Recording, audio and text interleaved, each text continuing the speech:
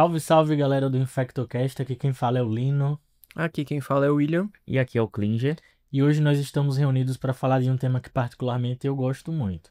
Voltamos para o mundo da multiresistência e hoje vamos falar da enzima NDM, que é uma metalo-beta-lactamase. Exato, Lino. E para a gente começar a falar sobre isso, é importante a gente revisar com o pessoal de casa que a NDM é uma beta-lactamase, né? Então, o que é isso? É uma enzima que vai inibir a principal classe de antimicrobianos que a gente tem, que são os beta-lactâmicos.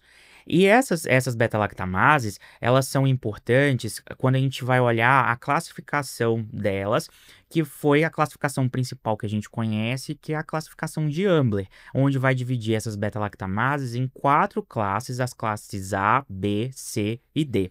E é importante a gente lembrar, porque o tratamento também vai mudar, a forma como a gente faz todo o raciocínio referente às beta-lactamases. A classe A, que incluiria, né, as penicilinases, as ISBs e as KPCs. A classe B, que a gente vai entrar dentro do contexto das metalo-beta-lactamases com NDM, VIMP, INP. A beta-lactamase de classe C, que seria a própria AMP-C, e a de classe D, que são as oxacilinases, importante também na epidemiologia que a gente tem, né? E aí, Lino, mudou um pouco, né, esse contexto em relação à NDM, porque antes era uma coisa que a gente meio que passava de olho, assim, no livro, quando a gente ia estudar, e o que mudou, assim, nos últimos anos? Tá, primeiro o que é a NDM, né, pessoal? A NDM é a sigla para New Delhi metalo-beta-lactamase. É uma enzima da classe B, como o Klinger falou, né? Foi a primeira enzima descrita dessa classe em enterobactérias, lá em 2009, na cidade de New Delhi, na Índia. Então, semelhante a outras metalo-beta-lactamases e outras enzimas, ela vai ganhar esse nome de acordo com a cidade onde foi descoberta. Por exemplo, a VIM é de Verona. Então, a New Delhi metalo-beta-lactamase foi descrita lá em 2009, primeiro na Índia, mas ela ganha uma disseminação global muito importante, principalmente por causa do turismo médico, inicialmente.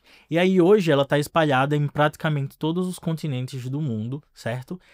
Com uma grande importância e prevalência lá no Sudeste Asiático, mas também aqui na América Latina. Apesar da gente ter um número muito importante de prevalência de KPC, a gente tem relatos cada vez mais frequentes de um aumento dos casos de NDM. Quando a gente olha em contexto de Brasil, por exemplo, tem alguns estudos mostrando que em estados como Sergipe, Bahia, há uma grande prevalência da NDM. Um estudo de Vivas, por exemplo, lá em Sergipe, mostrou que, ao contrário do Brasil, boa parte das resistências às enterobactérias não foi causada por KPC, mas sim por metalo-beta-lactamases, principalmente NDM. Então é algo que vai se tornando muito frequente no nosso dia a dia, né? E isso ocorre principalmente depois da pandemia. Os estudos que nós vemos aí depois de 2020 mostraram um aumento da resistência a carbapenêmicos nas enterobactérias, né? E esse aumento, quando a gente olha, por exemplo, um estudo publicado recentemente pelo pessoal da Paulista, o que a gente vê é que não teve um aumento tão proporcional assim no número de KPC, mas sim de NDM, tá? Então é algo que a gente tem que ficar de olho, porque muda muito a nossa prática de tratamento e a gente tem muito pouca droga para tratar esse tipo de bactéria, droga nova, eu falo, e a gente vai explicar o porquê disso. Exatamente, Lino. Exatamente como você comentou e como o Klinger falou, por que a gente traz esse episódio e fala sobre as metalo-beta-lactamases e a NDM, né, que acaba sendo sua principal representante? Justamente como você comentou, a disseminação, né, ela teve um sucesso muito grande de disseminação.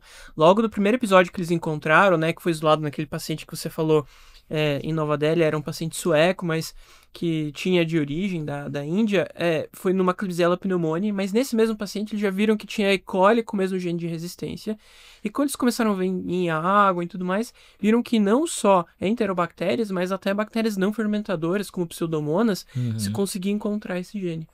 E a gente viu essa disseminação, né, assim, desde 2009 para cá, foi algo de alerta para uma coisa que a gente encontra no dia a dia nos nossos hospitais. Isso. E justamente isso, né, acho que quando a gente tem essa atenção, né, acho que a gente vai falar aqui sobre diagnóstico, tratamento, esse grande diferencial dela, de ser, assim, uma das piores beta-lactamases que tem, né, porque vai pegar todas as minhas classes de beta-lactame, como o Klinger comentou, sendo que a gente não tem boas opções de tratamento ainda muito bem definidas. E o Will tocou num ponto importante, que é a diferença, a variação que há na prevalência das metalobeta-lactamases entre os tipos de bactérias, né? Quando a gente pensa em NDM, a prevalência dela é muito maior em enterobactéria que em bacilo gram-negativo não fermentador. Diferente, por exemplo, das outras metalobeta-lactamases, INP e VIN, que a gente tem uma prevalência um pouquinho maior em pseudomonas, tá? Então, em NDM, geralmente a gente traz para a enterobactéria, e a maior parte dos estudos que a gente tem, principalmente séries de casos de estudos retrospectivos com as drogas e o tratamento, digamos, mais consagrado, que é a combinação do avibactam com astrona, é mais voltada para enterobactéria do que para bacilo gram-negativo não fermentador. E aí, em contexto de Brasil, né, a gente tem um número maior, uma prevalência maior dessa enzima, principalmente nas regiões sul e sudeste, mas na verdade esse pode ser um laudo falseado, a gente não sabe se é por falta de diagnóstico laboratorial, que pode ocorrer em outras regiões do Brasil mesmo, né? E aí, pensando em NDM, né, o Klinger falou muito bem das classes das beta-lactamases, né, de acordo com essa classificação molecular de Ambler, e aí vamos pincelar uma diferença básica que ocorre entre as metalobeta-lactamases e a G+. As metalos estão na classe B de Ambler e a diferença é que elas usam um íon zinco para fazer a hidrólise dos beta-lactâmicos, diferente, por exemplo, da classe A e D, que são serino-beta-lactamases, fazendo uma ligação serina, que a gente usa um íon zinco.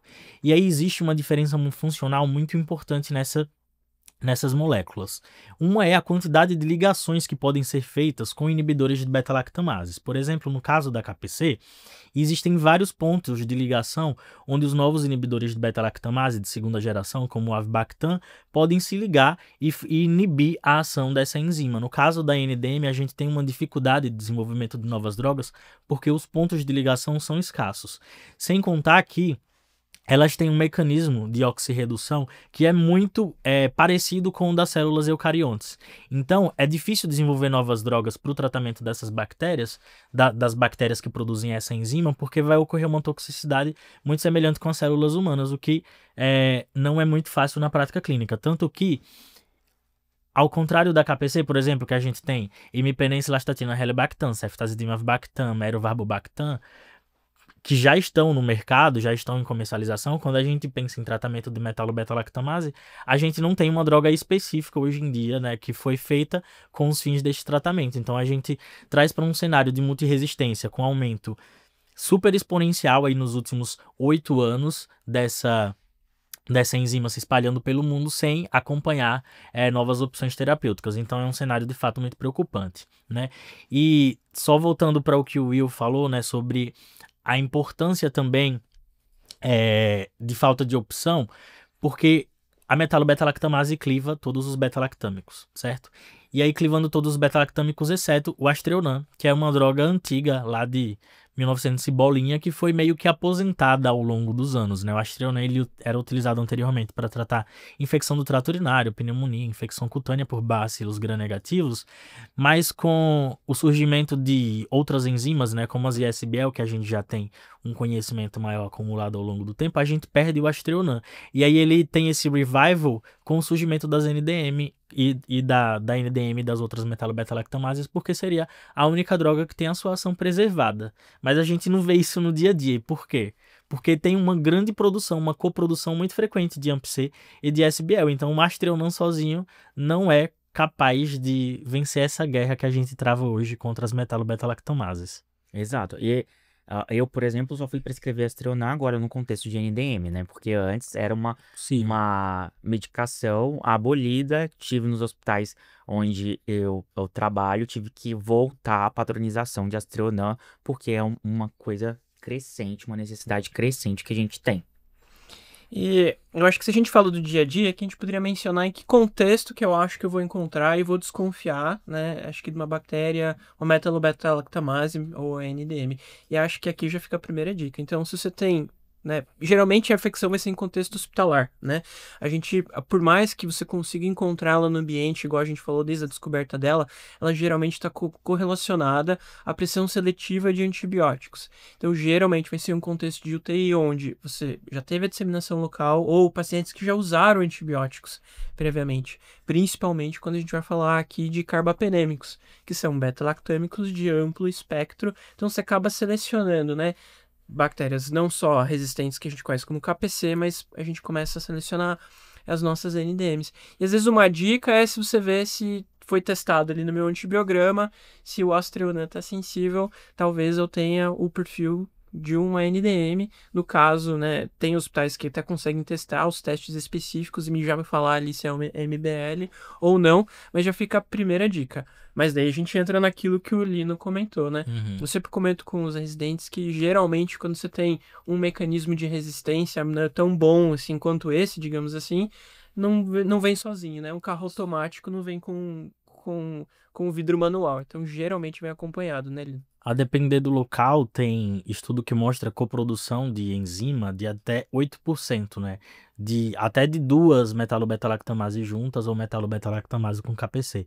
Então, às vezes, não é tão preto no branco assim para a gente fazer o diagnóstico. Mas a dica que a gente deixa para vocês é o seguinte: se eu tenho uma enterobactéria, um bacilo gram-negativo, pode ser também um pseudomonas, que apresente resistência a todos os beta-lactâmicos, né? Você vai lá, olha pelo seu fluxo, o ceftriaxone está resistente, cefepime está resistente, você olha carbapenêmico e também está resistente, né? Lembrar que são carbapenemases, que a gente tá falando de carbapenemases, então tem resistência a carbapenêmico. Em enterobactéria, qual o mecanismo mais comum de resistência a carbapenêmico? É a produção de carbapenemase.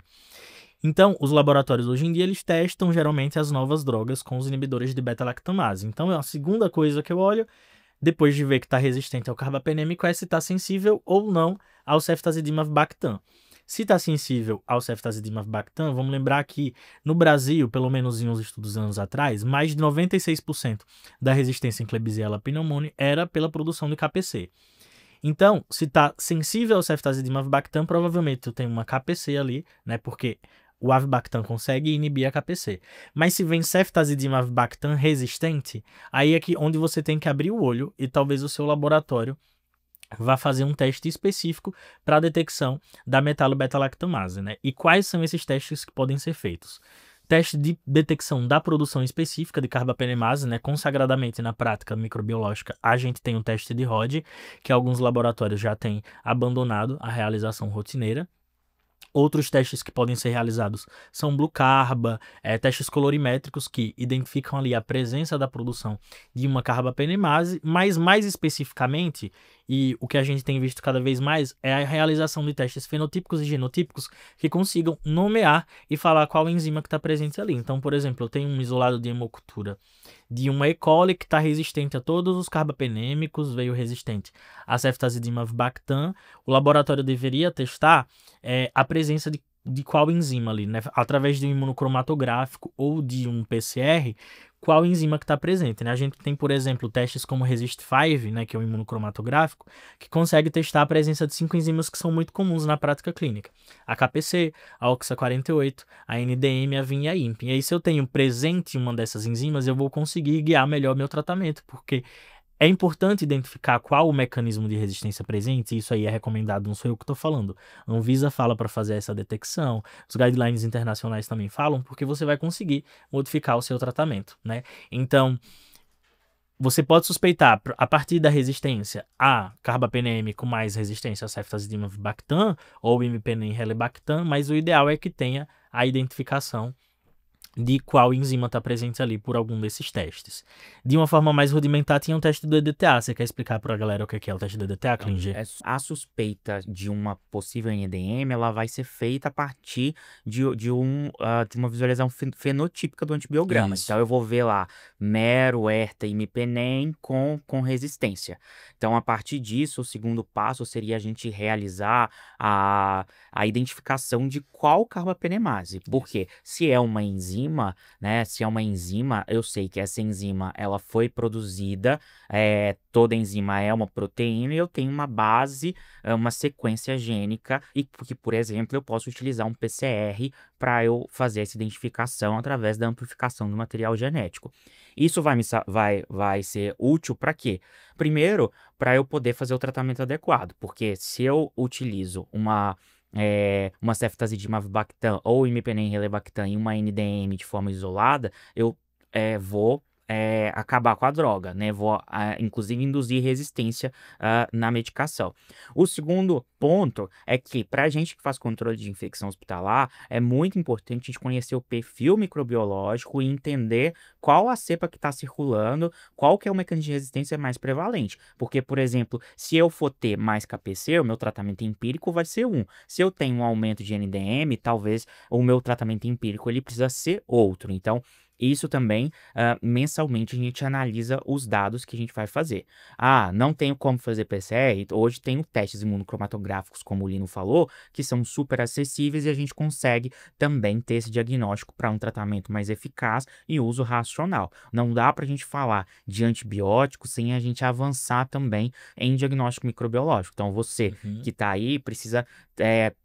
A gente quer, os infectos no hospital que são essa mola propulsora de ir lá no laboratório, conhecer, né, de conversar com a diretoria, precisamos comprar isso, por conta disso, disso e disso. Não adianta eu gastar esse dinheiro com antibiótico e não ter o meu diagnóstico adequado. Então, isso são algumas coisas importantes que vão alterar muito o nosso tratamento, e conhecer sobre essa epidemiologia local vai fazer com que a gente tenha uma conduta mais assertiva em relação ao tratamento dessas carbapenemases. Como o próprio Lino falou, isso é uma coisa recente, o aumento do número de NDMs, né, em relação à série histórica. A nossa preocupação sempre foi com KPC. E aí começamos contratar pacientes não evoluindo muito bem. Será o que está acontecendo? Se o seu hospital não tem condições, não tem, uma dica que eu dou é que vocês procurem os LACENs, né? Normalmente, os laboratórios centrais do estado, eles têm essa rotina de identificação, né, do mecanismo de resistência. E aí precisa de alinhar o fluxo com a microbiologia para envio das cepas para o LACEN. Então, a sua vigilância epidemiológica da sua cidade, do seu hospital, deve saber mais sobre esse fluxo e vocês também podem entrar em contato com os LACENs do hospital. O que precisa para isso acontecer? Precisa de repicar a cepa, né? Então, não manda todas as cepas, né? Eu preciso ter uma resistência. Vocês também podem fazer por amostragem, né? Não tem necessidade de, a depender da quantidade de bactérias multiresistentes que vão ter aí, para vocês encaminharem para o LACEN. E pelo menos para aquele paciente não vai ter aquele resultado na hora, mas em um contexto epidemiológico é muito importante que a gente saiba disso para as ações serem mais específicas. Inclusive, Klinger, não só no contexto de tratamento, mas como você mencionou, para o meu contexto de epidemiologia local, é até a questão de isolamento de paciente, de controle, né, de infecção hospitalar. Isso é extremamente importante. Às vezes a gente acha que isso não se paga, ou é caro, mas no final do dia, né, se você conhece isso bem, tem vários testes, como o Lino comentou, que hoje são tão acessíveis que isso acaba se pagando. Então, isso é extremamente importante a gente mencionar. E voltando para o que o Lino tinha perguntado sobre o teste do EDTA, é um teste que a gente pode fazer de baixo custo, onde a gente consegue determinar, quando ele vem positivo, que ali há a presença de uma metalo-beta-lactamase. A gente não vai saber qual tipo, né, se é uma NDM mesmo, mas ali já dá para a gente saber uma dica fenotípica que a gente tem, que é uma possível produtora de metalo-beta-lactamase. É exatamente isso que a gente está comentando. Tem questão, às vezes, de prova de residência, que mais de uma vez já vieram perguntar pra gente, é DTA positivo, isso acaba mudando no tratamento. Então, você tem que... A gente vai falar mais sobre tratamento, né? Mas, no caso, a gente acaba associando a Aztreonam com alguma nova droga, né, no caso, ceftazidime avibacter, que a gente vai comentar mais depois, mas é isso que acaba mudando. Então, às vezes a gente não sabe exatamente qual que é exatamente ali a minha metalo-beta-lactamase, mas se eu sei que né, se o teste veio positivo, isso já mexe no meu tratamento. Eu acho que na prática clínica isso acaba sendo relevante, né, Lino? Isso. E é muito importante a gente saber também, né? Porque quando você pega um paciente que tem uma infecção por uma bactéria sensível ao carbapenémico e uma bactéria que não é sensível, a gente já tem vários estudos mostrando que há diferença de desfecho. Comparado ao paciente que tem uma infecção por um BGN sensível ao carbapenémico, o paciente com BGN resistente ele vai ter maior tempo de internação, ele vai ter maior mortalidade, vai ter uma chance de terapia empírica inadequada maior. Então tudo isso marca uma diferença que eu considero importante que saibamos, né? Além disso, né, tem alguns estudos mostrando, né, que talvez haja uma diferença aí de risco de infecção por essas bactérias quando o paciente é colonizado, né? Lembrar que pode ocorrer do paciente ter essa colonização gastrointestinal por essas enterobactérias produtoras de carbapenemase, no caso aqui a gente está falando de NDM, e tem alguns estudos mostrando que tem um estudo coreano que mostra que não tem muita diferença. Por exemplo, o paciente que tem KPC e o paciente que tem colonização por NDM. Será que o que tem NDM vai ter mais infecção? Tem um estudo coreano que não mostra isso, mas tem um estudo europeu que mostrou que o paciente que tinha a colonização por NDM teve um risco maior de fazer infecção. Então a gente tem que ficar de olho nisso também, porque o paciente colonizado eventualmente vai ter um risco maior de infecção, o que faz com que a gente modifique a terapia empírica, às vezes, se o paciente não está indo bem, né? Então por isso é muito importante conhecer. Acho que a chance de você acertar o tratamento empírico nesse paciente é menor, né? Geralmente você não vai associar duas drogas ali, ainda mais uma droga nova, ou você não vai usar de forma empírica, assim, necessariamente uma droga, às vezes polimixina pode ter um efeito ali que, né, mesmo no tratamento a gente nunca usa ela, às vezes em imunoterapia, mas a chance de a gente errar é muito maior nesse paciente. Sim. Exato, e você tocou num ponto importante que eu acho que vale a pena a gente revisar com quem está ouvindo a gente, que diz respeito a exatamente essas precauções e isolamentos. Qual que é o motivo da gente fazer uma vigilância do paciente que seja portador aí de uma KPC, de uma NDM? Esses genes de resistência, eles são genes plasmidiais, que são aqueles elementos móveis da bactéria. E a bactéria ela consegue transferir esses elementos de uma bactéria para outra, e acaba que, como é uma enzima, é uma proteína, a proteína ela é codificada por um material genético, essa informação genética está no material genético. Então, o objetivo principal que a gente faz a vigilância seria justamente a gente impedir essa transferência de genes, porque na hora que eu toco num paciente e eu vou lá, não higienizo as mãos e toco no outro, eu estou transferindo essas bactérias com um potencial de continuar alastrando. Então, o motivo da gente fazer essa vigilância é essencialmente a gente parar a cadeia de transmissão. Então, eu vejo que esse paciente tem essa NDM, essa KPC, coloco ele em precaução de contato e tento diminuir a chance de transmissão. O que o teste atualmente não faz, né, que seria um dos avanços que a gente precisaria ter igual o Lino, é que a gente não tem muito claro na literatura se realmente um paciente que é colonizado, ele vai ter um risco maior de ter a infecção por aquela bactéria.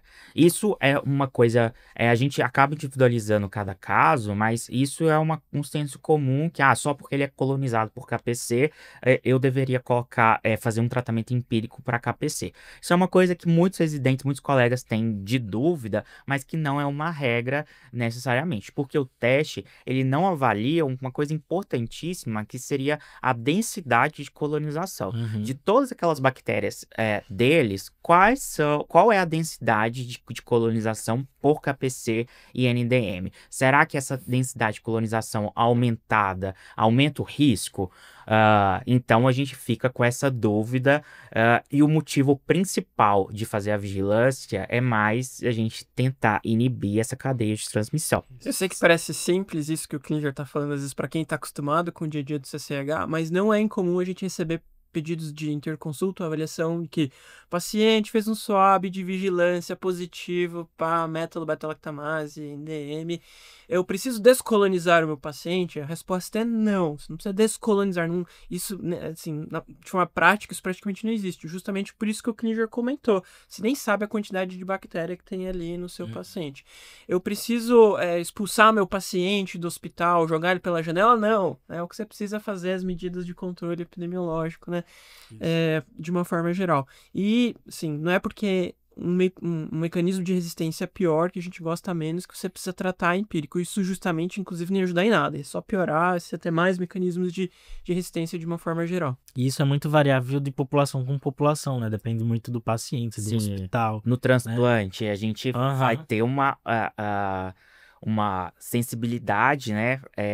A gente vai levar muito mais em consideração, Isso. não é? Tem um estudo recente que saiu no CID, que avaliou uma base populacional de 2020 a 2022, eu acho, com muitos pacientes, mais de 6 mil pacientes, que eram e tinha uma prevalência ali considerável de paciente colonizado por KPC, por NDM, e avaliou o risco de desenvolvimento de infecção de corrente sanguínea posteriormente. Nesse estudo foi estatisticamente significante o risco de desenvolvimento de infecção de corrente sanguínea depois para os pacientes que eram colonizados por KPC, mas não tanto para NDM, então tipo, é um estudo muito grande que mostra que talvez tenha diferença de enzima também, né? E principalmente para os pacientes que estavam em terapia intensiva e para paciente oncohematológico, ou seja, para pacientes mais graves. Talvez aquele vozinho que está na enfermaria não está extremamente crítico ou que não está super invadido, essa colonização talvez não represente muito.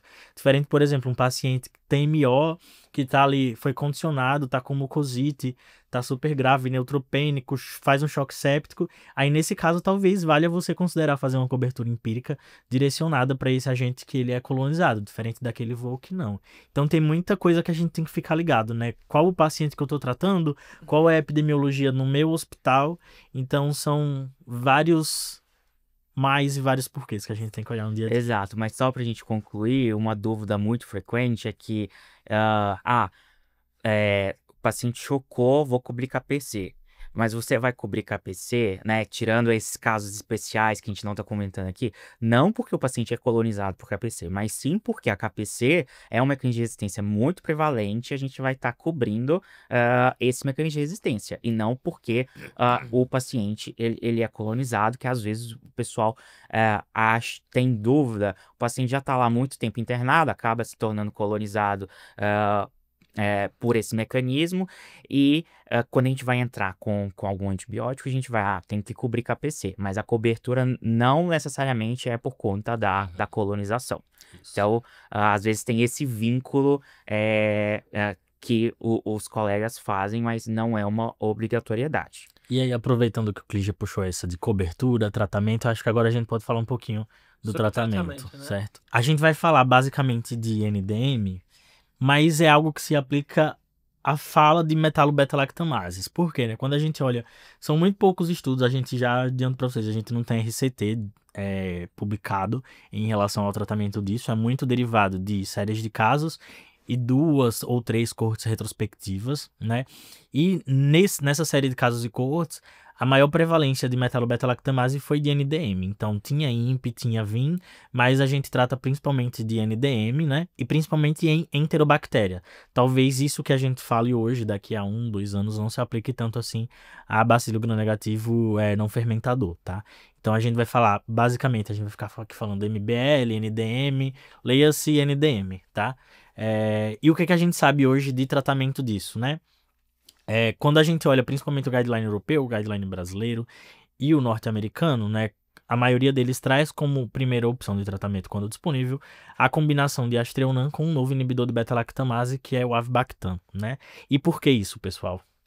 Porque essa seria uma opção. Porque justamente o Astreonan, ele não é inibido pela metalobeta-lactamase e O que causa muita dúvida também é essa questão, por que que a gente está usando a ceftazidima com avibactam? Mas os estudos viram que a associação dos dois, né, também pode ter a coprodução, né, de mais de um mecanismo, mas viram que quando é associada a ceftazidima avibactam mais o aztreonam, a mortalidade ela é menor nesse grupo, então ficou-se estabelecido que o tratamento seria aztreonam com ceftazidima e avibactam. Eu tô dando ali o avibactam como meio que uma isca, um boi de piranha, né? Ele vai inibir ali as outras enzimas, as outras beta-lactamases que podem estar presentes, as ISBL, as AMP-C, que frequentemente vai ter carreamento dela junto.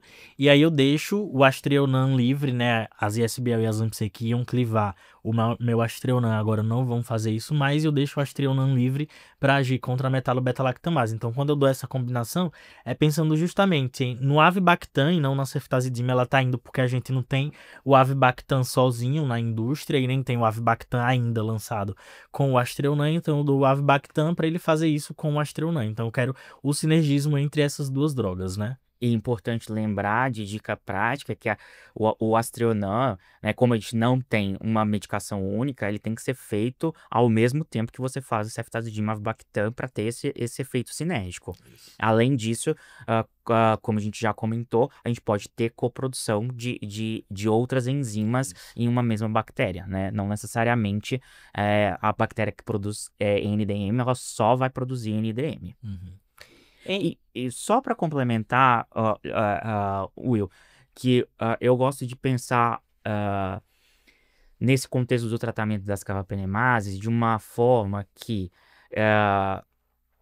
se eu tenho uma beta-lactamase que cliva o beta-lactâmico, eu acho que a primeira função que a gente tem, né, é pensar, existe alguma outra classe que não é hidrolisada pelo beta-lactâmico que vá ser que a gente possa utilizar? Então, não é raro a gente encontrar sensibilidade, né? As quinolonas é uma medicação de escolha.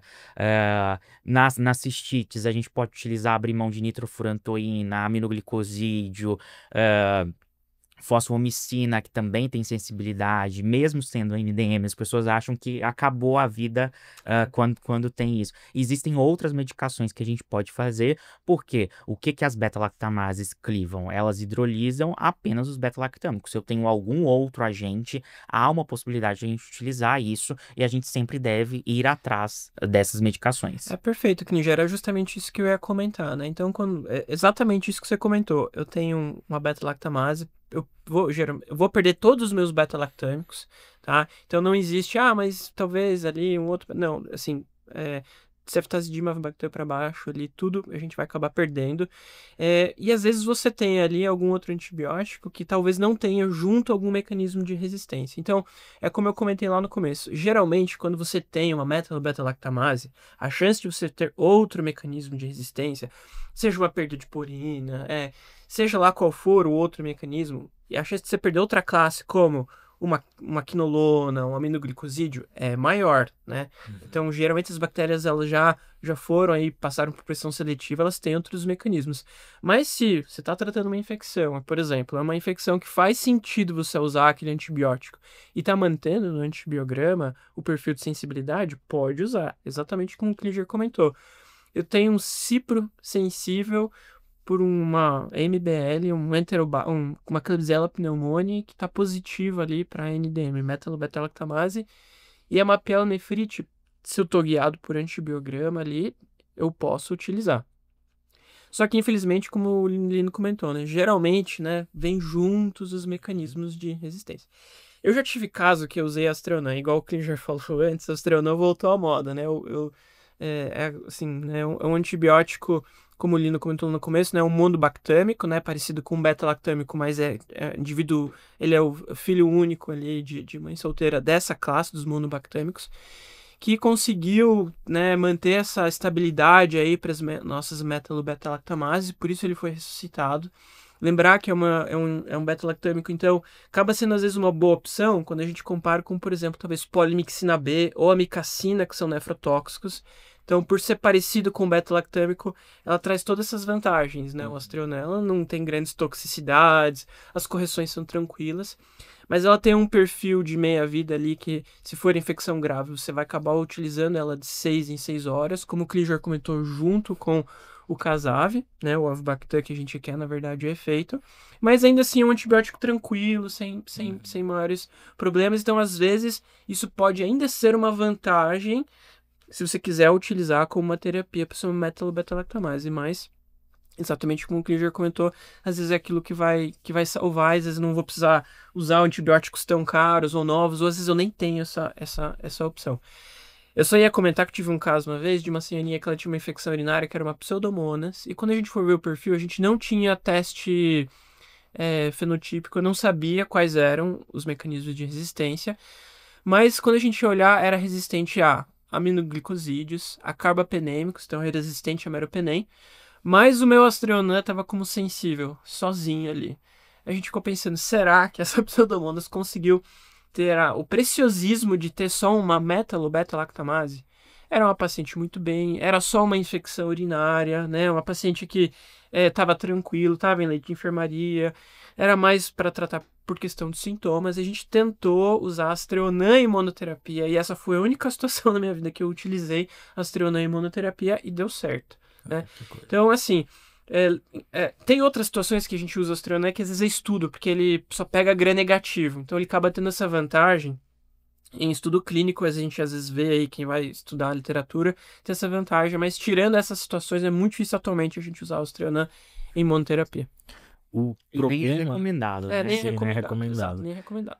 As questões principais em relação a isso que os meninos falaram, acho que são duas, né? Quando a gente pega, geralmente paciente que tem infecção por NDM, uma é a multiresistência, né? As outras classes raramente vão estar preservadas, né? As outras eu falo, por exemplo, quinolona, que é uma droga que tem um bom perfil farmacocinético, farmacodinâmico, aminoglicosídeo, polimixina, essas aí acho que geralmente preservam, né? Depende muito de lugar para lugar, mas em geral estão sensíveis, né? E o segundo problema é que, em geral, são infecções graves. Então, são infecções em que a gente quer drogas com um bom perfil de farmacocinética e farmacodinâmica e com pouca toxicidade. Então, por exemplo, polimixina, amicacina, que tem penetração pulmonar péssima, que não fazem nível sérico adequado, já não seriam boas opções de tratamento. Mas pro rim poderia ser. Para infecção urinária, sim. Mas aí a gente lembra que ela é nefrotóxica. Então, a gente fica naquele se correr o bicho pega, se ficar o bicho come, né? As opções são poucas. E aí, quando a gente olha para os estudos mais recentes que fizeram essa comparação de Astrionan Avibactam com as outras terapias, principalmente em relação, pensando no sinergismo que essas duas drogas têm, né? Com altas taxas de sensibilidade aí mundo afora, esses estudos são principalmente lá na Europa, né? Principalmente o Falcone, que é o cara que eu acho que mais pesquisa, que mais publica em relação ao tratamento de metalobeta-lactamase, ele comparou ceftazidime avibactam mais Astrionan versus as outras terapias disponíveis. Sendo que, nesses casos, a grande parte das terapias comparadoras sempre é colistina, que é uma polimixina, né? E o que ele vê, né? Os resultados desses estudos, das meta-análises que foram feitas com essas coortes, é que a mortalidade com ceftazidime avibactam e Astrionan é bem inferior em relação às outras terapias disponíveis, né? E isso aí se mantém com propensity score. Então, independente se o paciente está grave ou não, se o paciente utilizou o ceftazidime avibactam com Astrionan, a chance dele ter uma cura clínica maior e um desfecho de mortalidade menor é muito maior do que com a outra terapia comparadora, né?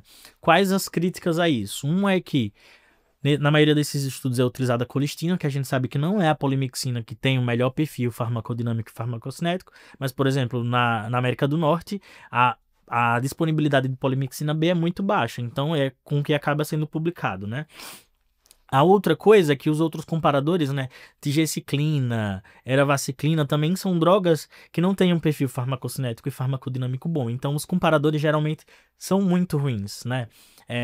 Então, acaba restando o uso de ceftazidime avibactam com Astrionan. Um outro cenário que a gente tem que lembrar em que não dá para usar essas drogas alternativas, né, como polimixinas, são nos cenários de resistências intrínsecas, né? Klebsiella e coli são as bactérias que mais têm metalobeta-lactamase, mas aqui no Brasil, Enterobacter também é uma espécie muito frequente, e aí a gente tem que lembrar das outras que têm uma resistência intrínseca, né? Providência, Serratia, Morganella e Proteus. Lembrem que esses 4 gêneros de bactéria, eles são intrinsecamente resistentes a polimixinas, que em geral são a nossa primeira opção de terapia, né? Lembrar que o ceftazidimab-bactam é uma droga cara, que não está amplamente disponível no mundo, no Brasil como um todo, né? Então, se eu tenho essas bactérias aqui, essas 4 desses gêneros que eu falei, eu já ganho um grande problema que eu não vou conseguir usar a minha droga mais comum, que é a polimixina, né? Então, obrigatoriamente eu teria que utilizar aminoglicosídeo ou essa combinação ceftazimab-bactam com Astreonam. Então, eu perco muito por conta do paciente que geralmente tem, né? Um paciente que tem uma bactéria multiresistente, que está grave e as outras opções são péssimas. Então, sempre que possível, ceftazidimab-bactam com Astreonam. Mas não sendo possível, né, que é a realidade, acho que da grande maioria dos nossos ouvintes, a nossa terapia de base vai ser o Astreonam, né, associado aí a uma segunda droga, nunca em monoterapia, como a gente pode testar, né, ver a sensibilidade à polimixina e mesmo a antigessiclina, que seriam duas opções importantes que a gente tem. E lembrar que o Astreonam sozinho, só se vier sensível, tá? Porque se vier resistente não adianta. Não adianta colocar ele no esquema. E daí existe, né, um tópico também muito discutido hoje em dia, que é o teste de sinergismo, né? Excelente. Do ceftazidimab-bactam com Astreonam. Na prática, né, assim, por exemplo, no dia a dia, quando a gente às vezes vê uma bactéria que é uma metalobeta-lactamase, você pode pedir o teste de sinergismo, né? Que daí o laboratório ele vai colocar à disposição os testes, vão ver se a associação teria ali um perfil de sensibilidade e, né, uma vez que o sinergismo vem positivo, né, para o Casav, mais o Astreonam, ele meio que te garante assim, olha, eu tenho um nick bom para associação aqui, então você pode utilizar e pode tratar. A grande discussão talvez seria que quando mesmo esse teste venha negativo, se ainda assim a gente não largaria a mão do tratamento, né? Na prática clínica você vai ter que avaliar caso por caso, né? A gente precisa estudar melhor isso para entender, mas na prática, sim, se o seu laboratório conseguir testar, peça para ele testar para te dar mais garantia que seu tratamento vai ser com sucesso. Ainda faltam dados em relação ao resultado negativo, né? Quando a gente sabe que o resultado é positivo, a chance de cura aumenta muito. Tem um estudo que mostrou que diante de um resultado positivo, a cura clínica foi superior a 80%, mas no resultado negativo a gente tem que fazer essa avaliação individual, né? O problema desse teste de sinergismo é que ele não está amplamente disponível também, né? O teste padrão ouro, que é a microdiluição em caldo, não é fácil de realizar, e aí tem alguns testes, como por exemplo a discodifusão, que tem uma taxa de erro muito grave, super alta, de até 40%, então não seriam recomendados, e outros testes tipo e-teste e tal, também não são amplamente disponíveis por conta de custo. Então, se o laboratório consegue realizar, ótimo, mas se não consegue, aí ainda ficaria como opção de tratamento, né? Pode ser que no futuro a gente estude as outras novas drogas, como o meropenem Varbactam e o imipenem Helibactam. Associado ao Astreonam. Associado ao Astreonam, né? Justamente para ver se a gente, com essas novos inibidores, teria benefício junto com o Astreonam. A gente tem poucos estudos, tem que lembrar que... É tudo in vitro, praticamente, tudo né? in vitro, né? E tem a carbapenemase tipo oxa, que talvez pode ser um problema para essa associação, que isso tem que ter em mente, mas pode ser uma coisa que daqui 10 anos, quando talvez a gente esteja falando isso de uma forma muito natural e sejam drogas que a gente use em associação, assim, no nosso dia a dia. É só importante a gente ter isso em mente, né? Acho que a única situação que eu vejo atual, assim, é quando não tem opção nenhuma e por algum motivo o paciente é alérgico, ceftazidimab-bactam é grave. Eu acho que seria a única situação que hoje eu faria essa associação mesmo que empírica. E eu quero retornar para um ponto que o Klinger falou, que eu acho super importante te lembrar também, é de como fazer a administração dessas drogas, né?